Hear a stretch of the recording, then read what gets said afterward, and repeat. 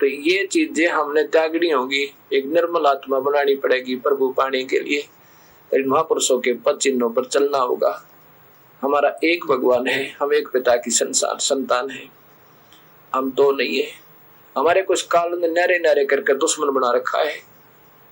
अब हमने एक होना पड़ेगा यदि प्रभु पाना है तो, और वो समय भी आ चुका है।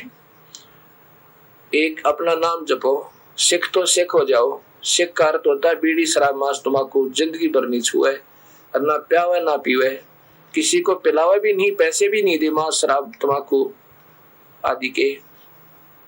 और एक समय भूखा सो जा, पर किसी की आत्मा दुखा का अपने पेट पालन नहीं करे। प्रभु के दरबार में पाई पाई का हिसाब है। ऐसे ही हिंदू वो है जो बीड़ी शराब मांस तम्बाकू ना पीवे, किसी की आत्मा नहीं दुखावे, किसी की बहन बेटी को बुरी नजर से नहीं देखे, और जैसा दर्द आपने होवे ऐसा जान बराने।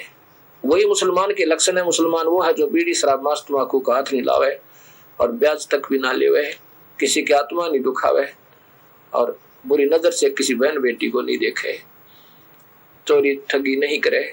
ऐसे ईसाई वो है जो ईसाई जी के पद चिन्हों पर चले, बीड़ी शराब मांस तम्बाकू जिंदगी भर नहीं छुए।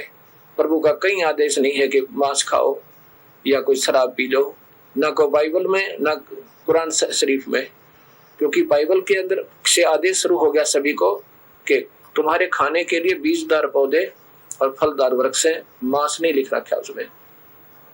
आगे वो काल के फरिश्ते और स्वयं काल इनको धोखा दे देकर इन भोली आत्माओं को गुमराह कर देता है, उनको भक्तिहीन कर देता है और उनके कर्म बिगड़वा देता है और फिर 84 के चक्कर में डाल देता है। हमने प्रभु का वो प्रथम आदेश मानना होगा जो पवित्र बाइबल में लिखा है, और गुरु ग्रंथ साहिब में कहीं नहीं मांस खाने का प्रमाण है, न शराब पीने का।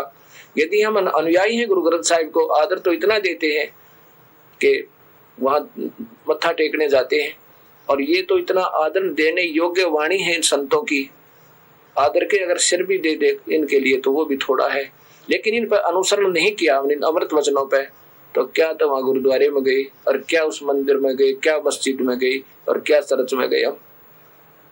तो इसलिए हमने इन वचनों को फिर शुरू करना होगा, अपने आप को वापस लाना होगा जहाँ पर हमारे संत हमारे पूर्वज हमें रखना चाहते थे, बुराइयों से बचाना चाहते थे, काल के जाल से छुटाना चाहते थे।